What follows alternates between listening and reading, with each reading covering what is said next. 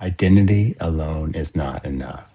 Identity sets direction, but environment and systems determine whether that identity survives real.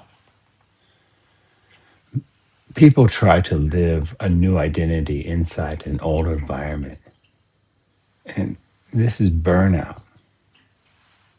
You know, they become a calmer person in a chaotic space, a focused person in a distracted system, a disciplined person in a friction heavy life. That's exhausting. You're asking your nervous system to fight gravity every day, and eventually gravity wins. The order matters. The sequence is identity, environment, systems, not the other way around. You don't build systems first. You don't optimize tools first. You don't productivity hack your way into becoming someone new. You decide who you are. Then you design the world around that identity. Environment is invisible influence. Environment is not just your room, it's what's easy, what's nearby, what's loud, what's constantly asking for your attention.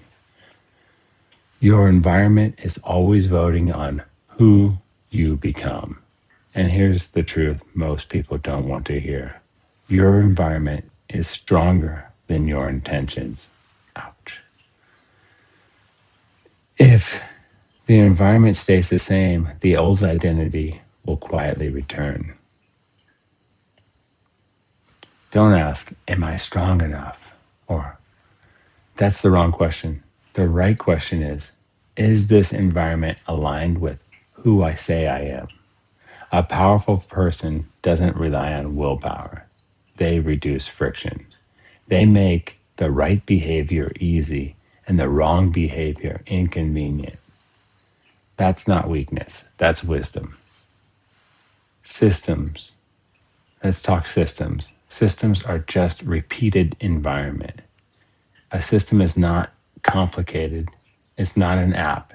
It's not a productivity method. A system is what happens by default. If you do nothing, what happens? This is your system. That's your system. And systems always win because they don't rely on mood. And here's how they work in real life: identity driven systems. Instead of saying, I need to work out more, you say, I'm someone who moves daily. Then you ask, where does movement live in my environment? What time is protected? What makes it automatic? Instead of, I need to meditate, you say, I am someone who regulates my nervous system. Then design a place, a time, a trigger. No drama, no motivation speeches, just alignment.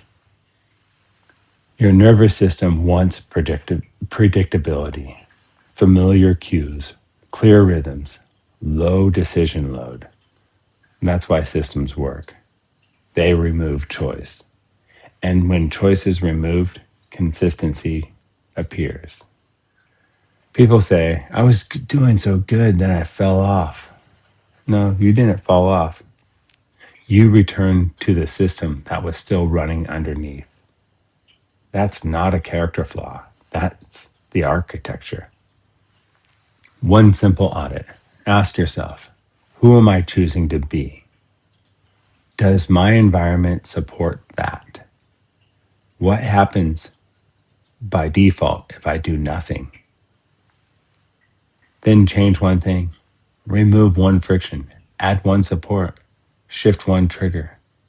Small changes compound because systems repeat. I need to learn how to do pull ups.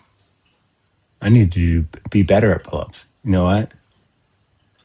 We're going to remove that friction and we're going to add one support. We're going to put a pull up bar in your doorway. So now all you have to do is grab it. The calm power shift. And this is where change becomes peaceful. You stop forcing, you stop fighting yourself, you stop trying to be disciplined.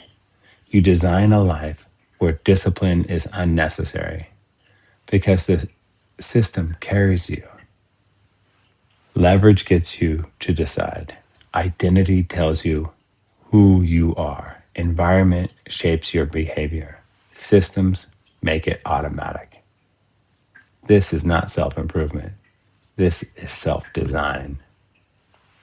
You were never meant to live by willpower. You were meant to live by design. Change one small thing today and let the system carry you. Go in love and peace. I wish you wisdom and understanding. Enjoy this day.